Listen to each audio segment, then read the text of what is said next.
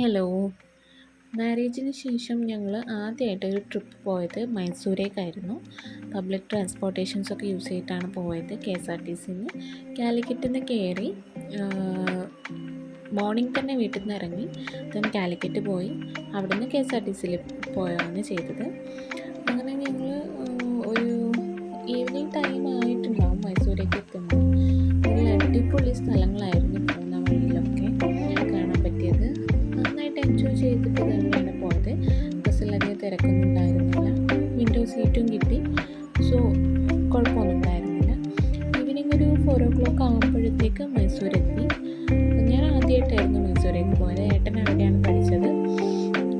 Then എനിക്ക് ആ ഒരു ട്രിപ്പ് നന്നായിട്ട് എൻജോയ് ചെയ്യാൻ പറ്റും. ഞങ്ങൾ ദസറയുടെ കുറച്ച് ദിവസം മുന്നേ പോയതുകൊണ്ട് തന്നെ അവിടെ ടൗണിലൊക്കെ ആയിട്ട് ദസറയുടെ പ്രോഗ്രാംസും പാലസിലുള്ള കുറച്ച് പരിപാടികളൊക്കെ ഉണ്ടായിരുന്നു. പോയപ്പോൾ തന്നെ ഞങ്ങൾ അവിടെ ഈ ഒരു കാഴ്ച കണ്ടിട്ടുണ്ടായിരുന്നു. അവിടെ എന്തോ അവരുടെ കൾച്ചറിനെ ബേസ് ചെയ്തിട്ട് നടക്കുന്ന പ്രോഗ്രാമായിരുന്നു. പിന്നെ ഞങ്ങൾ അന്ന് തന്നെ പോയത് വൃന്ദാവനിലേക്കാണ്. ഞങ്ങൾ അവിടുന്ന് ബസ് കയറി വൃന്ദാവനിലേക്ക് പോയി. വൃന്ദാവനിലെ ലൈറ്റ് ഷോ കാണാൻ വേണ്ടിയിട്ടാണ് ഒരു ടൈം ആകുമ്പോഴത്തേക്കും ഞങ്ങൾ ഓടിപ്പോയതാണ്.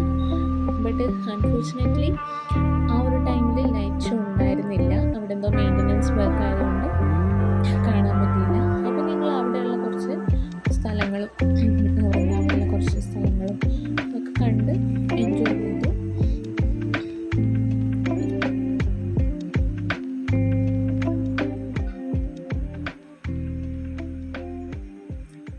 നൈറ്റ് ആണെങ്കിലും കാണാൻ നല്ല ഭംഗിയാണ് കേട്ടോ. പകൽ പോയാലാണ് കുറച്ച് ഫ്ലവേഴ്സിൻ്റെ ഒക്കെ ഭംഗി അറിയാൻ പറ്റും.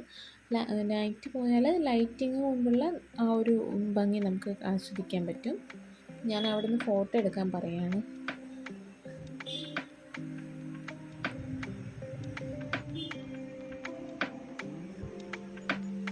അവിടുന്ന് ഞങ്ങൾ ഒരു കോണ് ഒന്ന് മേടിച്ചിട്ടുണ്ടായിരുന്നു. കോണ് മേടിച്ചിട്ട് വെറുതെ കാശ് പോയെന്ന് പറയാം. ഒരു ടേസ്റ്റും ഉണ്ടായിരുന്നില്ല. ഞാൻ കഴിച്ചില്ല. പിന്നെ ഒരു പ്രാവശ്യം ടേസ്റ്റ് ചെയ്ത് നോക്കി.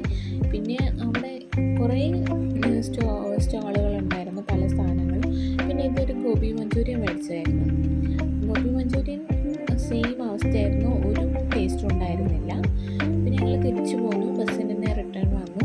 നമുക്ക് പാലസിൻ്റെ മുമ്പിൽ കൂടെ നൈറ്റ് എനിക്ക് പാലസ് കാണിച്ചു തരാണ്. അപ്പോൾ ലൈറ്റ് ഉണ്ടാവുമെന്ന് വിചാരിച്ചു. ലൈറ്റ് ഉണ്ടായിരുന്നില്ല, ലൈറ്റ് ഇട്ടിട്ടുണ്ടായിരുന്നില്ല. അന്ന് പാലസിൽ കംപ്ലീറ്റ് ലൈറ്റ് ഇട്ടില്ല.